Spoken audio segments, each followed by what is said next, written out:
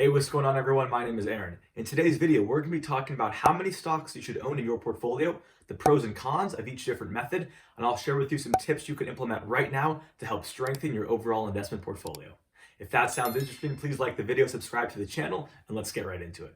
Okay, so starting off, the common approach people usually have is this idea between wealth building and wealth preservation. So the idea behind this argument is that a concentrated portfolio held in only a few stocks is essential in the wealth building stage, when your goal is to take a smaller amount of capital and grow it into something much larger that'll have outsized gains compared to the regular markets. So this contrasts with the idea of wealth preservation, where you've already accumulated a vast amount of wealth, and the most important thing is to preserve that wealth over the long run. And that's done by diversifying across many different investments to reduce your risk and again to preserve that wealth. So when you think about it, these two investing strategies actually make quite a bit of sense. On one hand, you have this idea of concentration and putting your investments into just a few stocks. Now, this is great if you're looking for outsized returns that are going to beat the regular market. Now, in the wealth preservation phase, which we talked about, you're taking your money and you're spreading it across many different investments to give you that diversification. So an example here could be investing in the S&P 500.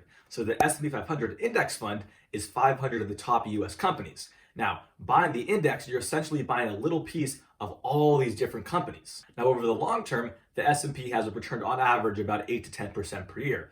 And this is because at the end of the year, usually you have a bunch of stocks in the S&P that have made money, a bunch of lost money, but at the end of the day, there's a marginal gain giving you that 8 to 10% return. Now, while both investing styles have their pros and cons, it's important to realize that major flaws and risks exist in each model. So number one, first and foremost, when you invest in a concentrated portfolio of just a few stocks, you're putting a lot of risk on yourself because you're assuming that that investment is going to work out. What tends to happen is that people make the wrong investing choices, their stocks go south, and you end up losing a lot of that initial investment.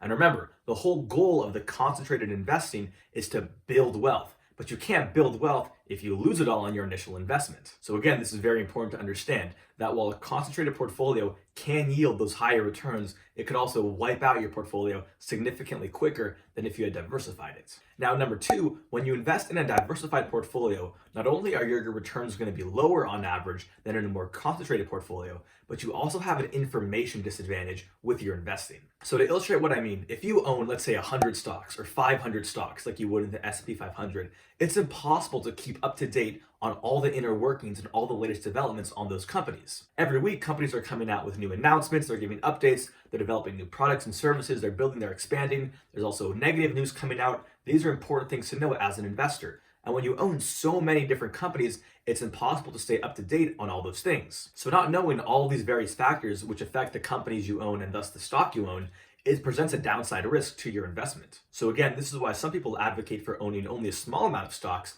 because in that case, you'll be able to constantly keep up to date and understand the inner workings of, let's say, your top 3 or 4 companies. Okay, so we've talked about the pros and cons of both sides. What should we do with our money? How should we properly allocate it to kind of get the best of both worlds? And the answer is just that. You want to have a mixture of this diversification and this concentration. So in one portfolio, it's a great idea to go for that kind of diversification and that broad market exposure through ETFs. You could use broad market ETFs like the S&P 500, or you could even use sector ETFs, which will get you broad exposure to particular sectors that you're more passionate about. So then in a second portfolio, typically with a smaller amount of money, you could go for those more concentrated investment plays on those couple stocks that you're really passionate about. So putting a bit of money there is great because in the potential that you're right in your investment, that upside potential is ginormous. Versus if you were wrong, you're not losing your entire portfolio because you still have that other account with that diversified investment. So having these two different investment styles that you're consistently contributing and investing to over the long term